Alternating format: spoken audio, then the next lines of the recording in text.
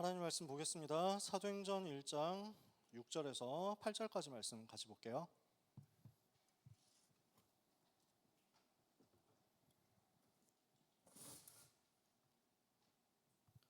사도행전 1장 6절에서 8절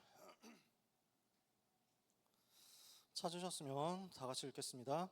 그들이 모였을 때 예수께 여쭈어 이르되 주께서 이스라엘 나라를 회복하심이 이때니까 하니 이르시되 때와 시기는 아버지께서 자기의 권한에 두셨으니 너희가 알 바 아니오. 오직 성령이 너희에게 임하시면 너희가 권능을 받고 예루살렘과 온 유대와 사마리아와 땅 끝까지 이르러 내 증인이 되리라 하시니라. 아멘. 오늘 받을 말씀이 사도들의 문제인데요.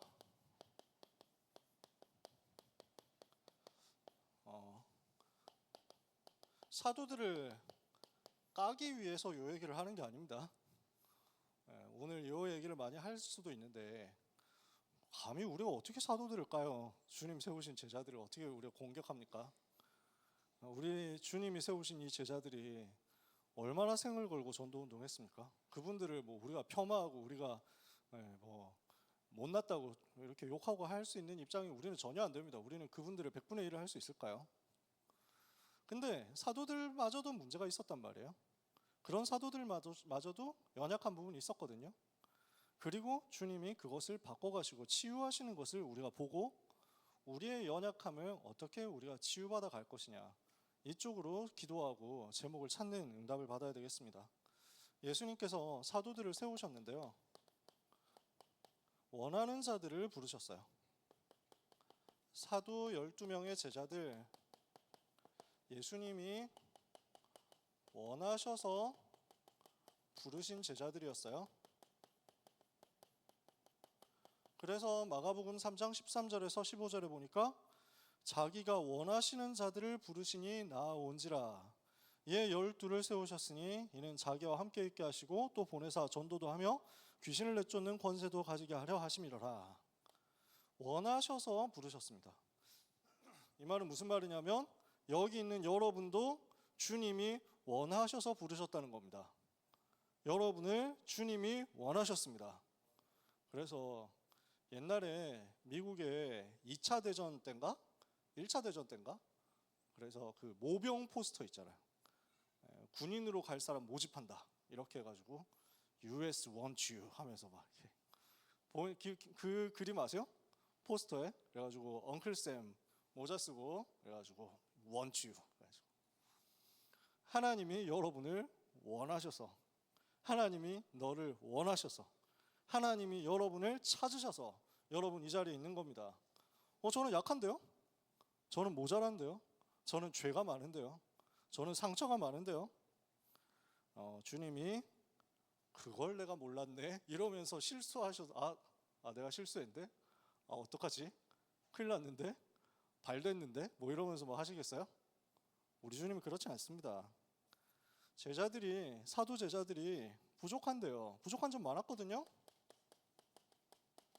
부족함을 아시고 부르셨어요.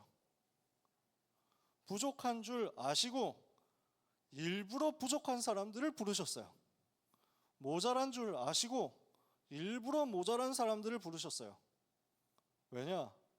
내가 모자라니까 주님 의지하잖아요. 내가 약하니까 더 주님 바라볼 수밖에 없잖아요.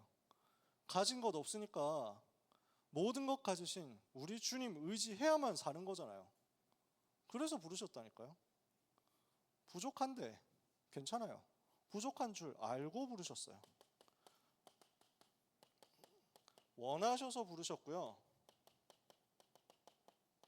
택하셔서 부르셨습니다. 요한복음 15장 16절에 너희가 나를 택한 것이 아니요 내가 너희를 택하여 세웠다. 그게 여러분인 줄 믿으시기 바랍니다. 원하셔서 부르시고요, 무엇을 하셨냐? 공생의 3년 동안 항상 함께 하셨어요. 그리고 지키셨어요. 그리고 끝까지 버리지 않고 끝까지 사랑하셨어요.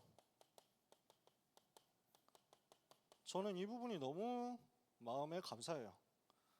나를 부르셔서 나와 함께 계시고 그리고 나를 지키고 계시고, 그리고 나를 끝까지 버리지 않으시고 사랑하신다. 요한복음 13장 1절에 보니까 예수님께서는 세상에 있는 자기 사람들을 사랑하시되 끝까지 사랑하시니라. 여러분을 그때는 사랑했는데 지금은 아니야 라고 하시지 않습니다. 끝까지 사랑하시고 붙잡고 계시고 돌보고 계십니다. 사람의 사랑은 약해가지고 변하기도 하고요, 약해지기도 하고요, 흔들리기도 합니다. 하나님의 사랑은 변하지 않고, 하나님의 사랑은 없어지지 않고, 하나님의 사랑은 동일하게 지금도 붙잡고 있습니다. 연약한 인간 사랑, 세상 사랑이 아니라 완전하신 하나님의 그 사랑이 나를 잡고 있기 때문에 우리는 요동할 게 없습니다. 요한복음 17장 11절 12절에 보니까 예수님께서 이렇게 기도하시죠. 주여, 이제 나는 더 세상에 있지 아니하오나 그들은 세상에 있사옵고 나는 이제 아버지께로 가옵나니 거룩하신 아버지여, 내게 주신 아버지의 이름으로 그들을 보존하사 우리와 같이 그들도 하나가 되게 하옵소서. 내가 그들과 함께 있을 때 내게 주신 아버지의 이름으로 그들을 보존하고 지켰나이다. 그 중에 하나도 멸망하지 않고 다만 멸망의 자식뿐이오니 이는 성경을 응하게 함이니이다. 멸망의 자식 한 사람, 성경을 응하게 해야 되기 때문에 멸망의 자식으로 예비되어 있는 한 사람, 가룟 유다를 빼고 모든 제자들을 주님이 붙잡고 끝까지 보존하고 지키셨다는 거예요. 여러분은 끝까지 하나님이 보존하고 지키실 하나님의 자녀입니다. 이거 붙드시라는 얘기예요. 주님이 원하셔서 여러분을 제자로 부르셨고요, 세우셨고요, 함께 하시고 지키시고 버리지 않고 끝까지 사랑하시고 보존하십니다. 그리고 주님이 공생의 기간 지나면서 십자가와 부활을 깨닫게 하시고 이것을 체험하게 하셨죠. 그리스도께서 나를 위해서 피 흘려 죽으심으로 나의 모든 문제를 해결하셨구나 하는 것을 보게 하셨어요. 그리고 이것을 체험한 제자들을 따로 부르셔서 부활 이후에 40일 동안 집중하시면서 그들과 함께 계시고 하나님 나라의 미션을 주셨습니다. 사도행전 1장 1절에서 5절까지의 내용이 이거죠. 데오빌로에 내가 먼저 쓴 글에는 무릇 예수께서 행하시며 가르치시기를 시작하심부터 그가 택하신 사도들에게 성령으로 명하시고 승천하신 날까지 이를 기록하였노라. 그가 해 받으신 후에 또한 확실한 많은 증거로 친히 살아계심을 나타내사 40일 동안 그들에게 보이시며 하나님 나라의 일을 말씀하시니라. 사도와 같이 모이사 그들에게 분부하여 이르시되 예루살렘을 떠나지 말고 내게서 들은 바 아버지의 약속하신 것을 기다리라. 요한은 물로 세례를 베풀었으나 너희는 몇 날이 못되어 성령으로 세례를 받을 것이니라. 이것을 답으로 다 주셨어요. 40일 동안. 그러면 주님이 직접 세우시고 주님이 계속 같이 지내시고 주님이 계속 훈련시키시고 부활하신 이후 승천하실 때까지 계속 같이 계시면서 집중하시고 세우셨던 그 제자들이 완벽했겠네요? 그 제자들이 실수 하나도 안 했겠네요? 그 제자들이 한 번도 안 넘어졌겠네요? 제가 지금 무슨 얘기를 하려고 할 것 같습니까, 여러분? 우리는 우리의 넘어짐 때문에, 우리의 연약함 때문에, 우리의 실수 때문에, 우리의 부족함 때문에 너무 많이 쉽게 좌절하고 자신을 미워하고 자신을 향해서 낙심합니다. 실망합니다. 나는 안 된다 이렇게 생각할 수도 있습니다. 한계에 부딪혀서 그게 내 수준이다, 내 틀이다 하고 자신을 가둬버리기도 합니다. 그게 맞냐는 거예요. 우리가 부족해가지고 훈련을 제대로 못 시켜서 여러분이 그렇게 됐습니까? 우리가 좀 더 사역을 잘했으면 여러분이 안 넘어졌을 텐데, 우리 교역자들이 부족해가지고, 우리 교회가 부족해가지고, 시스템이 너무 모자라가지고 여러분을 방치해가지고 여러분이 망가졌습니까? 부족한 것도 맞는데 확실한 건 저는 많이 부족하거든요. 근데 제가 무슨 얘기를 하냐면, 그럼 완벽한 시스템 속에 있으면 안 무너져요? 완벽한 훈련 속에 있으면 실패 안 해요? 완벽하게 케어를 받으면 연약하지 않아요? 아니라는 거예요. 주님이 하신 제자 훈련보다 더 우리가 완벽하게 할 수 있겠어요? 주님이 해주신 그 전도 훈련 시스템보다 우리가 더 확실하게 할 수 있겠어요? 아니잖아. 그러면 주님이 직접 세우시고 훈련시키신 그 제자들 중에서도 넘어지는 사람 나오고 실수하는 사람 나왔는데 하물며 우리겠느냐라는 거예요. 더 완벽하게 더 잘하면 되느냐? 더 잘해야겠지, 더 완벽하게 해야 되겠지. 그러나 우리의 포커스는 거기 있지 않다는 얘기예요. 우리는 무엇을 집중해야 되느냐? 넘어질 수 있다. 누구든지 실수할 수 있다. 누구든지 연약할 수 있다. 괜찮다. 그리고 바꾸자라는 거예요. 발견했어요? 연약함 발견했어요? 모자람 발견했어요? 무능함 발견했어요? 부족함 발견했죠? 그러면 그 속에서 언약 붙잡고 새로 시작해라. 괜찮다. 지금 바꾸면 된다는 거예요. 사도들조차도 문제 있었다니까요. 아직도 연약하고 부족했어요. 주님이 직접 훈련시키셨는데 연약하고 부족했어요. 그래서 끝까지 주님이 바꾸시는 거예요. 지금도 바꾸시는 거예요. 오늘 여러분은 각인 바꾸는 응답을 받으시기를 바랍니다. 각인이 바뀌어야 된다. 지금 제자들이 예수님께 무슨 질문을 했습니까?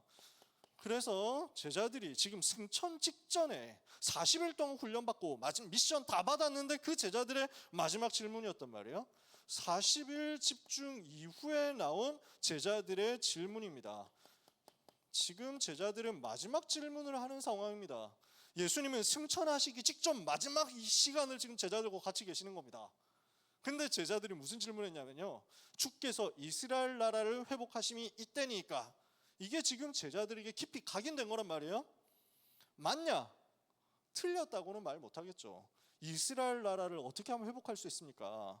자기 나라를 사랑하는 거잖아요. 이스라엘 나라를 회복하는 것이 언제입니까? 지금이 이스라엘 나라 회복할 때입니까? 이스라엘 나라와 자기 동족들에 대한 사랑이겠죠. 그것을 우리가 비하할 수 있습니까? 그것을 우리가 폄하할 수 있습니까? 로마에 속국된 현실이 너무 안타깝고 그 속에서 고난당하는 현실이, 고난당하는 민족이 너무 안타깝겠죠? 이걸 보고 마음의 안타까움과 한을 가지고 질문하는 거예요. 이제는 회복할 때가 됐습니까? 언제 우리가 로마의 속국에서 해방될 수 있습니까? 틀린 질문이라고 할 수는 없잖아요. 당시에 로마 제국이 얼마나 많이 속국민들을 억압했느냐, 압제했느냐 기록에 다 남아 있습니다. 로마인 이야기를 읽어보면, 시오노 나라미가 쓴 로마인 이야기를 제가 다 읽어봤거든요. 읽어보면 로마라는 나라는 너무너무 좋은 나라, 너무너무 훌륭하고 깨끗한 나라, 너무너무 합리적이고 법적으로 아주 통치를 잘하는 나라 맞거든요. 맞는데 2000년 전 수준으로 생각했을 때 엄청난 나라예요. 지금도 로마의 시스템에서 우리가 배워가지고 쓰는 게 많다니까. 근데 그 엄청난 좋은 훌륭한 법치 시스템은 딱 로마 시민 한정이에요. 로마 시민이 아닌 속주민, 속국의 사람들에게는 전혀 해당 사항 없습니다. 심심하면 가서 괴롭히고, 심심하면 가서 좁혀고, 기분 나쁘다고 좁혀고, 기분 나쁘다고 가두고, 재산 몰수하고, 아무 상관없어. 아무도 그걸 뭐라고 할 수가 없어. 그렇게 괴롭힘 당하는 게 지금 이스라엘 현실이었거든.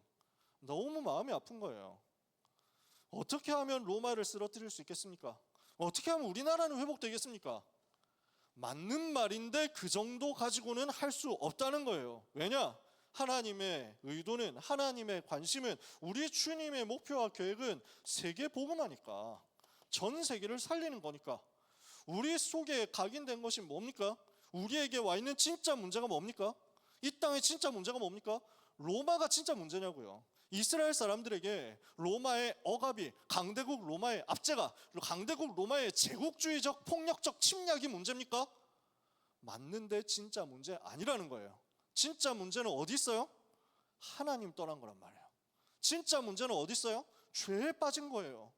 이 땅의 진짜 문제는 뭐예요? 미국이 잘못했냐? 중국이 잘못했냐? 유럽이 잘못했냐? 유럽의 제국주의 나라들이 잘못했냐? 일본 제국주의가 잘못했냐?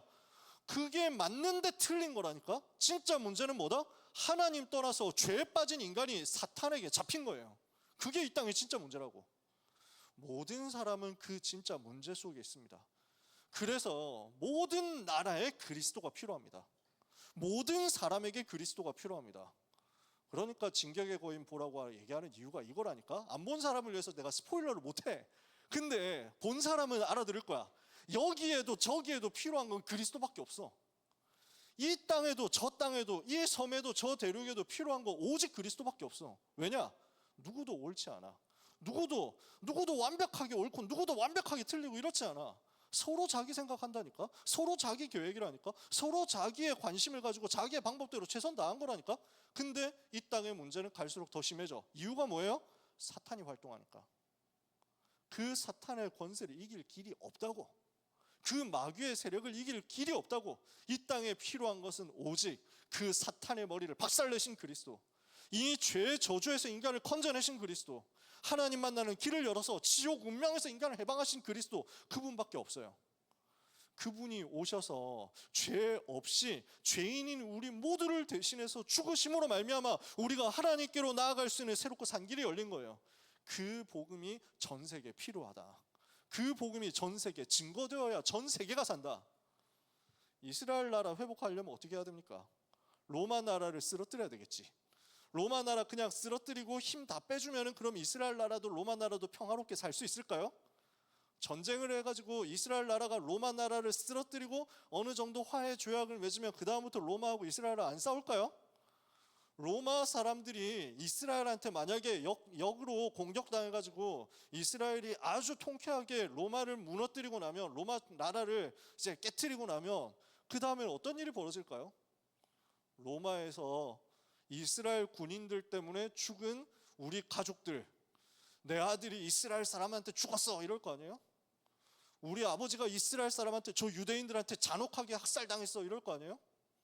지금 로마 사람들이 이스라엘 그렇게 했으니까 이스라엘 거기에 대해서 원한을 부득부득 갖고 있거든. 그거 없애야 되거든. 복수해야 되겠거든. 복수하고 나면 어떻게 돼?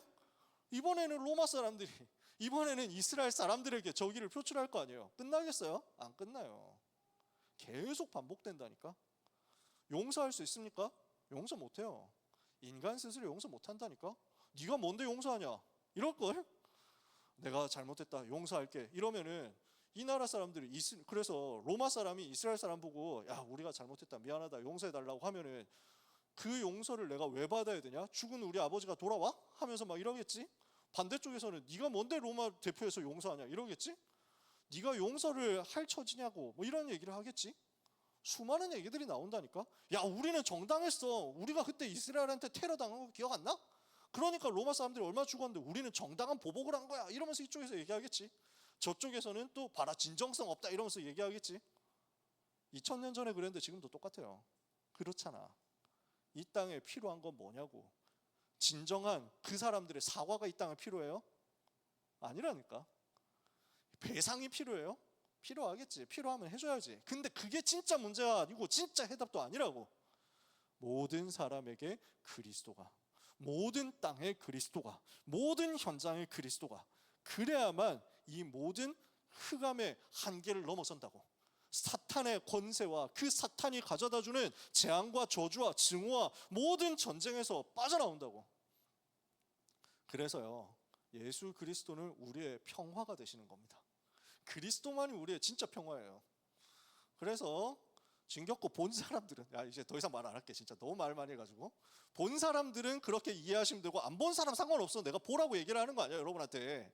내가 지금 진격거 장사하는 거 아니거든. 보라고 얘기하는 거 아니야. 비록 내가 진격거 티셔츠를 선물로 받아가지고 언젠가 내가 입고 나오리라 하고 생각을 하고 있지만, 자유의 날개를 등에 지고 나오겠다고 생각을 하고 있지만, 그러나 그렇다고 여러분이 다 봐야 된다 얘기는 아니야.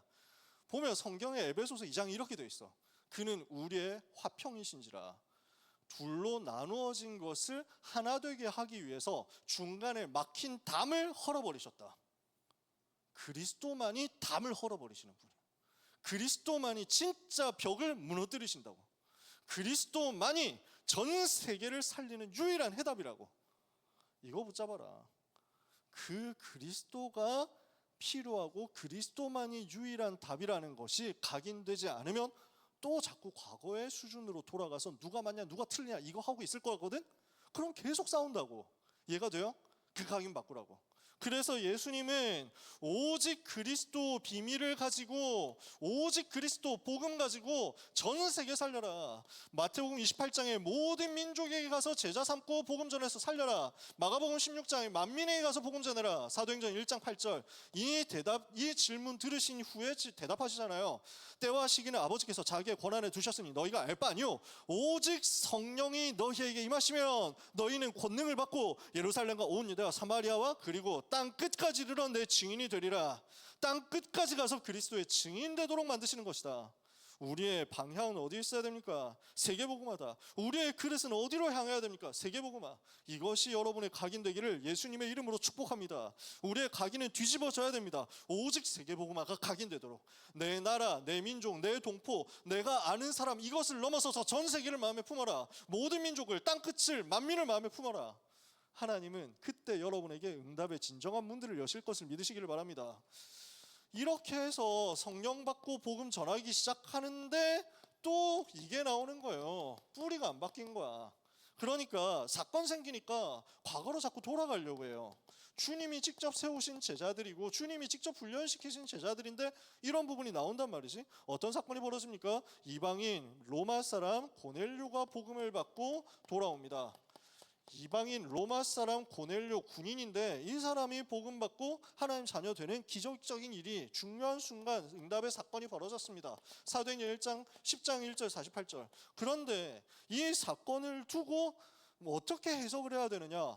땅 끝까지 증인되라고 모든 민족 살리라고 하나님이 우리에게 명령하셨는데 이게 드디어 성취되는구나. 드디어 모든 민족이 살아나는 그 응답의 시간표가 열리는구나 라고 즉각적으로 빨리 반응을 해야 되는데 율법이 먼저 나오는 거야. 사건이 보이니까 뿌리 깊은 율법 기준이 먼저 튀어나온다고.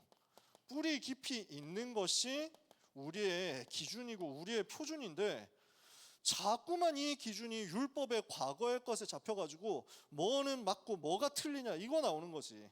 그래서 이게 내 틀이거든요. 이게 세상에서부터 전달받고 계속 교육받은 옛날부터 있었던 뿌리 깊은 창세기 3장의 것 이거거든요. 이게 내 틀이 되고 내 기준이 되어가지고 이걸 가지고 판단하고 이걸 가지고 정죄하는 게 자꾸만 우리에게 튀어나온단 말이에요. 아니 왜 이방인인 집에 가서 밥을 먹었냐 이렇게 나오는 거죠. 고넬료에게 복음을 전한 베드로를 불러가지고 이방인 집에 가서 밥 먹고 교제하고 할례 받지 않은 사람한테 복음 얘기하고 이랬다고요? 할례 받지 않은 사람한테 세례를 줬다고요? 그거 율법적으로 틀린 거잖아요. 어떤 일 뭐 어떻게 된 거예요? 설명 좀 해보세요 라고 공격하고 나왔단 말이지. 그러니까 세계복음화가 마음에 담기고 다민족 살리는 전도운동이 마음에 담겨야 되는데 뿌리가 자꾸 율법이고 뿌리가 자꾸 선민사상인 거야. 구약의 율법에는 분명히 그렇게 되어 있었으니까 빠져나와야 되거든. 그래서 우리는 어디로 가야 되냐면요, 사도행전 1장 8절 주님의 소원에 대한 민감함이 우리에게 있어야 됩니다. 주님이 명령하신 것에 대한 영적인 민감함을 가져라. 여러분 자신을 돌아보라는 얘기예요. 사도행전 1장 8절에 여러분 얼마나 관심이 있습니까? 모든 민족 만민 땅끝에 여러분 얼마나 관심이 있습니까? 237 나라 5천 미전도 종족에 얼마나 관심이 있습니까? 모든 나라, 모든 민족, 모든 세계를 품을 만큼 여러분은 하나님의 것으로 뿌리 내리는 응답 받으시기를 바랍니다. 그래서 이 영적인 민감함이 있어야 세계복음화의 주역될 수 있습니다. 안디옥 교회가 이걸 빨리 깨달았거든요. 그러니까 흩어진 자들이 모여서 이방인에게 복음 전해서 세워진 안디옥 교회를 통해서 하나님의 세계복음화의 큰 역사를 이루시는 거예요. 빨리 깨달은 안디옥 교회는 하나님께서 계속 문을 열어주시고 응답의 시간표를 허락하시는 거예요. 여러분이 그 응답을 받으시기를 바랍니다. 그럼 사도들은 버려졌냐? 늦게 깨달았던 예루살렘 교회는 버려졌냐? 늦게 깨달았는데 늦게라도 해. 그러니까 여러분 가능하면 더 민감하게 사도행전 1장 8절에 빨리 반응되도록 여러분의 뿌리를 바꾸시기 바랍니다. 늦으면 낙심하지 말고 그때 바꾸면 됩니다. 잘 안 된다? 낙심하지 말고 또 도전하면 됩니다. 내 그릇이, 내 각인과 뿌리가 세계복음화 사도행전 1장 8절에 담겨지도록. 그래서 안디옥 교회가 받았던 그 응답이 나에게 임하고 이것을 놓쳤다가 나중에 갱신한 그 응답이 그래도 나에게 또 임해서 나도 세계를 향해서 뿌리를 내리고 갱신할 수 있도록, 그래서 세계복음화 열매 맺을 수 있도록 바꾸는 응답 받아야 되겠습니다. 세 번째, 체질 바꿔라. 이게 무슨 말입니까? 우리는 사건이 생기면 또 과거로 돌아갈 수 있거든요. 당황하면 또 과거로 돌아간단 말이에요. 무슨 일이 벌어졌냐? 베드로는 어떤 사람입니까? 고넬료에게 복음을 전했던 당사자입니다. 로마 사람도 복음 받으면 하나님 자녀되고 성령 임하시는구나 하는 것을 체험했던 당사자입니다. 그리고 사도행전 15장에서 중요한 결정을 할 때 증인이 되었던 사람이 베드로입니다. 그러니까 베드로는 응답받은 증인이에요. 사도행전 10장에서 고넬료에게 복음을 전해서 이방인도 복음 받으면 산다라는 것을 확인했고요. 그러고 나서 이방인들이 복음 받고 살아나는 사도행전 13장 14장 전도운동이 일어났죠. 바울을 통해서 바울과 바나바가 전도운동하면서 갈라디아 지방에서 이방인들이 많이 복음 받고 일어났단 말이에요. 근데 이걸 듣고 유대에서 온 어떤 유대인 신자들이, 유대교 출신 신자들이 이방인들에게 가서 소문을 퍼뜨리는 거지. 얘기를 하는 거지. 야, 예수 믿는다고 구원받는 게 아니라 뭘 지켜야 구원받는 거야 라고 얘기를 합니다. 지금도 그렇습니다. 지금도 똑같이 그렇게 얘기합니다. 인터넷 댓글 보면 기독교 욕하는 사람들 중에 상당수가 그렇게 욕할 겁니다. 이렇게 나쁜 짓 해놓고도 예수만 믿으면 천국 간다고 하겠지? 뭐 이러면서 막 이렇게 비난을 하고 욕한다니까요. 야, 착한 일 한다고 지옥, 착한 일 해도 예수 안 믿었다고 지옥 가고, 아 그렇게 나쁘게 살고 진짜 못된 짓 다 했는데 마지막에 예수 믿었다고 천국 가는 게 말이 되냐? 기독교 미친놈들, 이렇게 공격합니다. 여러분은 그런 걸 보고 어떻게 생각하시는지 모르겠는데 성경은 분명히 얘기합니다. 눈에 보이는 죄, 눈에 보이는 선함, 훌륭함, 이것보다 더 깊은 것이 있다는 거죠. 인간은 태어날 때부터 죄인입니다. 하나님 떠난 채로 살아갑니다. 올바르다, 훌륭하다, 하나님 앞에 내세울 수 있는 것 단 하나도 없습니다. 그러면 깨끗하게 살면 천국 가고, 그러면 깨끗하지 않게 살면 지옥 간다 라고 했을 때 깨끗한데요 라고 말할 수 있는 사람이 지구상에 누가 있습니까? 생각으로 범죄한 것, 마음으로 범죄한 것, 감정적으로 누군가를 미워한 것, 이미 그 자체가 살인의 시작인데요. 사람 죽인 건데요. 그 어느 누가 완벽하고 그 어느 누가 깨끗할 수 있습니까? 이 땅에는 단 한 사람도 완벽한 사람이 없습니다.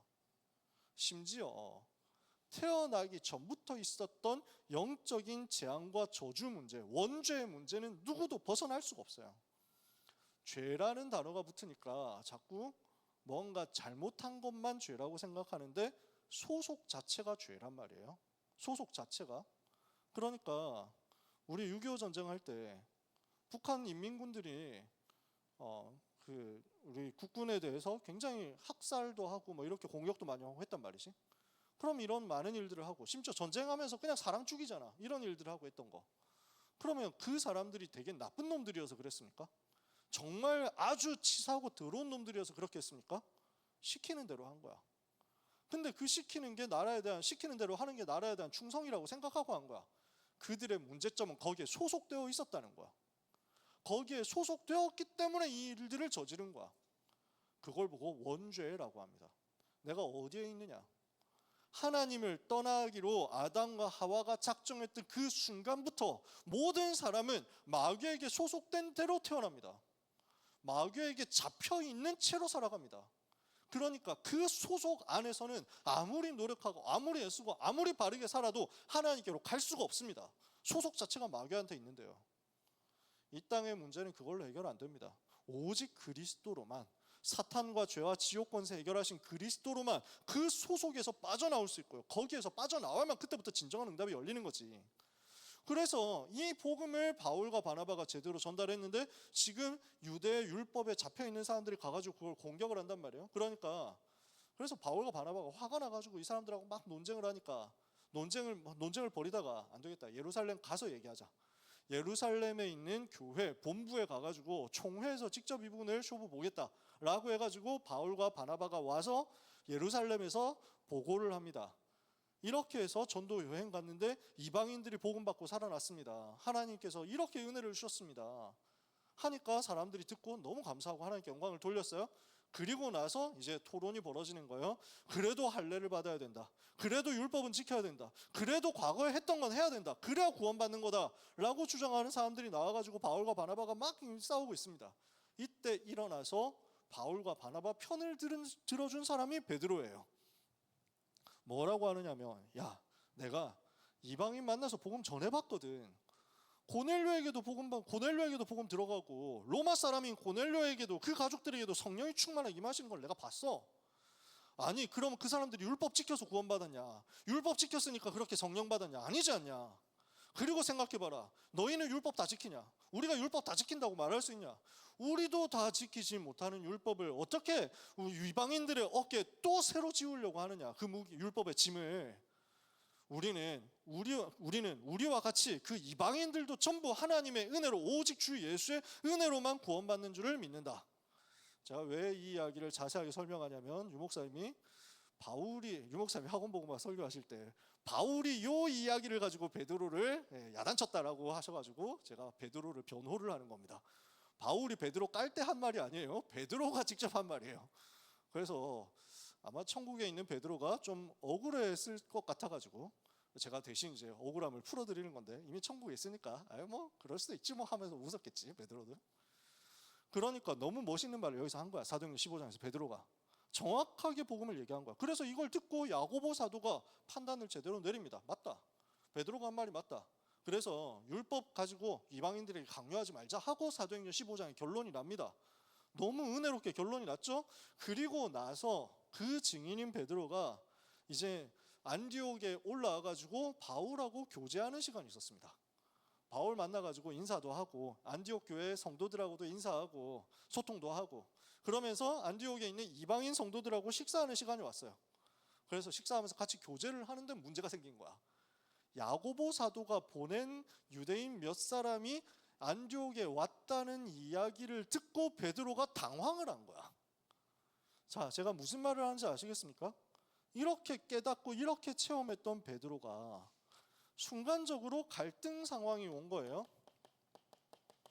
그러니까 갈등의 상황에서 무슨 말을 들은 것도 아니야. 왜 밥 먹고 있어요? 왜 이방인들하고 같이 있어? 이런 얘기를 들은 것도 아니야. 근데 갈등이 올 것 같으니까 지레 겁을 먹고 피하는 거야. 이거는 깊이 생각해서 나온 결정이 아니라 반사적으로 나오는 거예요. 순간적으로 당황해서 나오는 것이. 그래서 우리한테 이런 일이 생길 수도 있거든요. 갈등이 온다, 당황스러운 사건이 생긴다, 갑자기 문제가 생긴다. 이러면요, 순간적으로 우리가 주저할 수 있습니다. 지금 베드로가 이 상황이에요. 순간적으로 당황해가지고 피하는 거예요. 어려운 결정 못하겠다, 무서운 결정 못하겠다, 무거운 결정 못하겠다, 피해버려. 그러니까 여기서 지금 유대인들이 나한테 시비를 걸었을 때 내가 여기에 복잡하게 설명하다가 오해사고 하는 거 귀찮으니까 그냥 나 여기서 안 먹을래 하고 그냥 빠져나와 버렸어. 근데 이걸 보고 바나바도 미혹돼가지고, 바나바도 그들의 외식에 미혹되었느니라 바울은 이렇게 얘기를 하거든요. 지금 반사적으로 나오는 결단과 선택을 보고 우리의 체질이라고 할 수 있는데,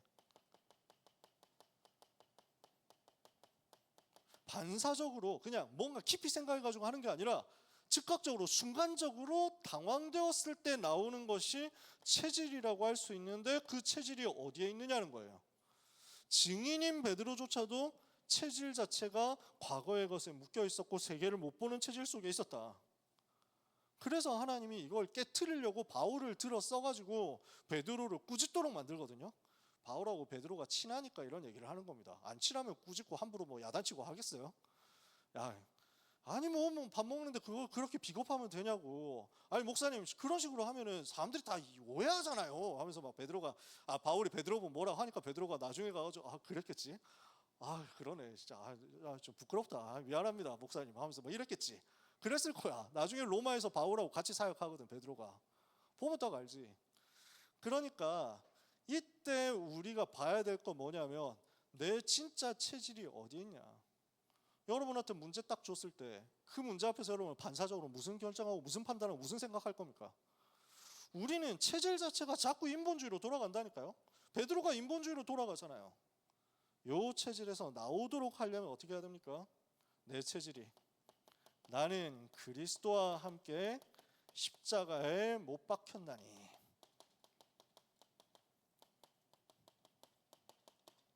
우리는 우리의 체질이 여기로 가도록 만드는 것입니다. 내가 죽고 그리스도만 내 안에 사시도록 하는 것이 우리의 체질 되도록 바꿔야 되겠습니다.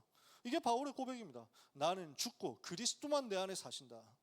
내가 그리스도와 십자가에 못 박혔나니 이제는 내가 사는 것이 아니오 오직 내 안에 그리스도께서 사시는 것이라.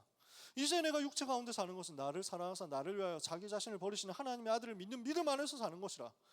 율법에 대해서 내가 죽은 것은 그 율법을 내가 주장할 것 없도록 그리스도께서 나의 모든 연약함과 부족함을 아시고 대신 죽으셨고 율법의 모든 의를 내게 대해서 완성하셨기 때문에 나는 더 이상 뭐가 맞다 뭐가 틀렸다 가지고 다른 사람을 정죄하고 판단하는 입장에 서지 않는다. 나는 율법을 가지고 괴롭히고 율법을 가지고 정죄하고 율법을 가지고 죽이는 자리에 설 수 없다. 그리스도께서 율법에 대해서 대신 이미 죽으셨고 죄인인 나를 용서하시고 살리셨는데 내가 누구를 비난하고 정죄하고 판단하느냐. 율법의 의가 아니라 하나님의 은혜로 말미암아 오직 그리스도를 믿음으로 구원받는 것이다. 그리스도께서 모든 것을 완성하셨고 그 그리스도만 내 안에 계시고 나는 그리스도와 함께 십자가에서 죽었다. 내가 죽었어요. 나라는 것이 없어요? 그게 내 체질이에요. 그게 바울이 고백하는 바울의 체질이에요. 이게 지금 갈라디아서 2장에 일어난 바울이 인용한 이야기들이에요. 우리는 어디로 가야 되느냐? 자꾸만 나라는 것이 없어지고 그리스도가 오직이 되도록, 이것이 내 체질되는 응답 받아야 되겠습니다. 우리의 각인은 어디에 있어야 되느냐? 전 세계. 우리의 뿌리는 어디에 있어야 되느냐? 성령 인도받는 영적인 민감함에. 우리의 체질은 어디에 있어야 되느냐? 오직 그리스도, 오직 복음에. 끝까지요. 그래서 이걸 보고 오늘 여러분이 언약 제대로 붙잡게 되시기를 바랍니다. 오직 그리스도가 나의 체질이 되게 하옵소서. 오직 세계복음만 나의 각인되게 하옵소서. 이걸 두고 성령 인도받는 것에 나의 뿌리가 있게 하여 주옵소서. 이걸 각각 이야기하면요, 하나님의 망대, 하나님의 여정, 하나님의 이정표라고 합니다. 이해가 돼요? 오늘 나의 각인 뿌리 체질이 하나님의 망대, 하나님의 여정, 하나님의 이정표로 붙잡아져서 그 하나님의 은혜에 붙잡힌 바 되어서 하나님께 끌려가는 것이 되도록 만들어라. 이것이 방학을 슬슬 마무리해 가는 여러분에게 하나님께서 원하시는 것임을 믿고 오늘 언약 붙잡고 힘 얻으시고 승리하게 되시기를 축복합니다. 그래서 여러분한테 부탁하는 거는요, 안 된다고 낙심하지 말라는 거예요. 서론에서부터 처음부터 얘기한 게 사도들도 이렇게 연약했는데 우리가 넘어지는 것 그럴 수 있다니까. 우리가 연약한 거 그럴 수 있다니까. 주님이 아신다고요. 안 된다고 해서, 내가 실패한다고 해서 낙심하지 마라. 왜냐? 하나님이 낙심하지 않으시고 하나님이 나를 포기하지 않으시니까요. 하나님께서 나를 포기하지 않으시고 결국 끝까지 나를 사랑하셔서 나를 살리시고 나를 완성하시고 나를 이루실 거니까요. 끝까지 끝내 완성시키실 것입니다. 그래서 빌립보서 1장 6절을 보니까 너희 안에 착한 일을 시작하신 이가 그리스도의 날까지 이루실 줄을 우리가 확신하노라. 여러분 속에 착한 일이 시작됐습니다. 그것을 시작하신 하나님께서 그리스도의 날까지 이루십니다. 내가 만들어서 하는 것이 아니라 하나님의 열심히 나를 완성시켜 내십니다. 나는 부족한데 하나님께서 나를 완전하게 만들어 가시는 겁니다. 그러니까 하나님이 처음부터 부족한 사람을 불러가지고 바꾼 역사가 성경에 계속 나오잖아요. 아브라함이 처음부터 완벽했습니까? 불신앙 많이 하고 흑역사 많이 찍었는데요. 근데 그 아브라함을 하나님이 뒤집어가지고 믿음의 조상으로 바꾸신다니까. 야곱이 얼마나 잔머리 많이 굴리는 사람이었습니까? 근데 그 잔머리 굴리는 인본주의 쓰는 야곱이라는 사람을 하나님께서 하나님의 열심으로 바꿔내시거든. 하나님이 하신다고요. 다윗이 완벽했습니까? 아니었잖아요. 실수 많이 했잖아요. 그 다윗을 그리스도의 조상이 되도록 바꾸신 것이 우리 주님이십니다. 연약해서 넘어져 있던 엘리야를 이끌어내서 끄집어내서 호렙산에서 하나님의 언약 붙잡게 하시고 바알에게 무릎 꿇지 않은 7천을 찾게 하신 것이 우리 주님이었습니다. 베드로가 얼마나 실수 많이 했습니까? 연약한데 모자란데 실수하는데 주님을 3번이나 부인하기까지 했는데 그럼에도 불구하고 베드로를 끌어써서 세계복음하는 그 자리까지 갖다 세우신 분이 우리 하나님이시다. 하나님은 실수하지 않으십니다.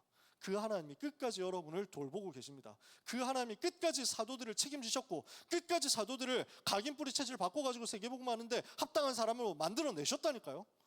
우리가 여기서 사도들이 실수한 부분을 얘기했습니다. 그러면 그 사도들이 그 실수 속에서 그냥 버림받았습니까?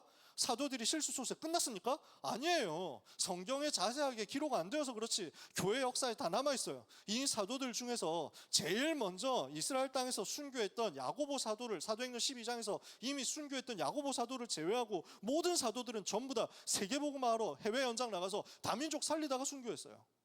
다 다민족 현장에 있었어. 전부 세계복음 품고 응답받고 인도받았어. 제일 멀리 갔다고 하는 사람이 전설에 따르면 도마입니다. 사도 도마는 인도까지 가서 복음 전하다가 순교했다고 얘기를 하고 있습니다. 그렇게 멀리까지 가서 땅끝까지, 각자 자기의 땅끝까지 가서 복음 전한 사람들입니다. 처음부터 완벽했냐? 아니었어요. 주님이 바꾸셨어요. 그런 주님이 여러분도 바꾸실 수 있다. 똑같이 우리를 사랑하시고 똑같이 우리를 인도하신다는 것을 여러분 붙잡으시기를 주님의 이름으로 축복합니다. 그러면 벽에 부딪힐 때 어떻게 해야 됩니까? 우리의 연약함에 부딪힐 때 어떻게 해야 됩니까? 우리의 각인 뿌리 체질이 우리의 과거가 우리를 막고 있는 것처럼 할 때 우리는 어떻게 해야 됩니까? 그때 우리는 또다시 복음으로 돌아가면 됩니다. 내가 실수했을 때 어떻게 해야 됩니까? 또 복음으로 돌아가라. 또 그리스도께로 돌아가라. 내가 넘어졌을 때, 내가 죄를 지었을 때, 내가 실수했을 때 또 그리스도를 붙잡는 겁니다. 빈손 들고 앞에 가서 십자가를 붙드는 겁니다. 의가 없는 자라도 도와주신 바라고 생명샘에 나가는 겁니다. 나를 씻어 주실 그리스도를 의지하는 겁니다. 그래서 나를 용서하시고 살리신 그리스도의 십자가를 바라봐라. 그리스도를 의지하고 그 십자가를 의지하고 그 십자가 보혈의 공로를 의지해라. 그 그리스도께서 또다시 나에게 은혜를 주시고 또다시 나를 새롭게 시작하도록 역사하실 것입니다. 실수했냐? 낙심하지 말고 하나님 바라보고 실수했냐? 복음 의지해라. 그러면 어떻게 되냐? 하나님이 우리에게 이 축복을 주실 겁니다. 그러면 실수했을 때 복음 붙잡으면 되니까 계속 실수하고 계속 복음 붙잡고 이러면 됩니까? 네, 맞습니다. 계속 복음 붙잡으세요. 근데 그러면 하나님이 이렇게 하실 겁니다. 복음과 전도를 위해서 갱신하게 하실 겁니다. 내가 변화되게 하실 거예요. 그 하나님 바라보고 복음 붙잡으면 하나님께서 내 각인, 내 뿌리, 내 체질을 바꿔서 세계복음화로 성령인도 받고 말씀 따라가는 것으로 오직 그리스도로 붙잡을 수 있도록 은혜 주실 것입니다. 이걸 여러분의 것으로 만드시면 돼요. 그래서 복음과 전도를 위해서 세계복음화 할 수 있는 그릇이 되도록 내가 갱신하면, 내가 변화되면, 내가 치유받으면 하나님은 이때 축복을 하려고 기다리셨다가 그 축복들을 쏟아부어 주실 겁니다. 그래서 많은 응답과 많은 축복이 계획되어 있습니다. 근데 그 축복과 응답들이 언제 임하느냐? 갱신했을 때 임합니다. 내가 변화될 그때 하나님은 기다리셨다가 합당하게 쏟아부어 주십니다. 그걸 여러분이 보게 될 겁니다. 그래서 이제 대학생들은 방학 얼마 안 남았습니다. 수험생들이 있다면, 수능 쳐야 되는 N수생 랩런트들이 있다면 이제 또 얼마 안 남았습니다. 한 100일 정도 남았겠죠. 그래서 남은 시간 동안 대학생들은 2학기 개강을 두고 기도하면서 준비하시고요. 또 수험생들 수능을 두고 기도하시면서 준비하시고요. 또 여러 가지 취준생들 기도하면서 똑같이 인도받아야 되겠죠. 편입생들 준비하고 있겠죠. 여러 가지로 준비하는 가운데 나에게 주어진 여름의 마지막 시간을 어떻게 해야 되겠냐? 오늘도 복음 붙잡도록, 그리고 그 복음이 제대로 붙잡아지는 가운데 내가 갱신되도록 결단하게 되시기를 축복합니다. 나의 각인 뿌리 체질을 바꾸기 위한 작은 갱신은 어디에서 시작해야 되겠느냐 하는 것을 여러분들이 남은 시간 동안에 마지막으로 확인하세요. 그래서 대학생 기준으로 이야기하면 이제 방학 얼마 남았냐? 2주 남았지. 그 방학이 끝난다니까. 이번 주에 또 우리 블루 페스티벌 갈 거 아니에요. 갔다 오면 이제 방학 일주일 남는다고. 그냥 훈련 그래가지고 이러면 끝나보면 정신 차려보면 이제 개강이야. 제가 그렇게 살았습니다. 평균 여름 수련회, 제가 대학생일 때 평균 여름 수련회 최소 7번, 그 다음에 최대 한 10번 이렇게 해가지고 살다 보니까 캐리어 풀 틈도 없어. 그래서 캐리어 있는 거 빨래만 교체해가지고 그대로 가고 이렇게 하니까, 그래서 저 대학생 때 알바를 한 히스토리가 없어. 알바를 할 수가 있어요. 지금 계속 수련회인데. 근데 하나님께서 세우시더라고요. 남은 짧은 시간인데 그 짧은 시간 동안에 나는 복음 집중하는 것이다. 그래서 내가 하반기에 어떻게 주님 위해서 살 것인지 언약 제대로 정리하는 가운데 미션 잡는 것이다. 이것 여러분의 것 되게 하시기를 축복합니다. 남은 시간이 하나님이 주시는 은혜로 힘을 얻는 시간 되기를 바랍니다.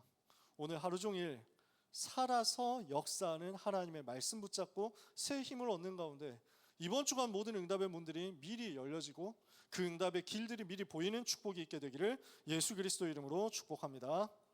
기도하겠습니다. 하나님 감사합니다. 사랑하는 대학국 모든 랩런트들이 우리 주님 더 사랑하게 하시고 각인 뿌리 체질을 세계복음화 위하여 바꾸게 하시며 세계를 마음에 담고 오늘을 살며 주님을 위하여 살기 위하여 갱신하는 축복받게 하여 주옵소서. 남은 방학의 모든 마무리를 우리 주님 바라보면서 하게 하여 주옵시고 영적 집중 회복하는 가운데 하반기 미션 찾아내는 축복 있게 하여 주옵소서. 예수 그리스도 이름으로 기도합니다. 아멘.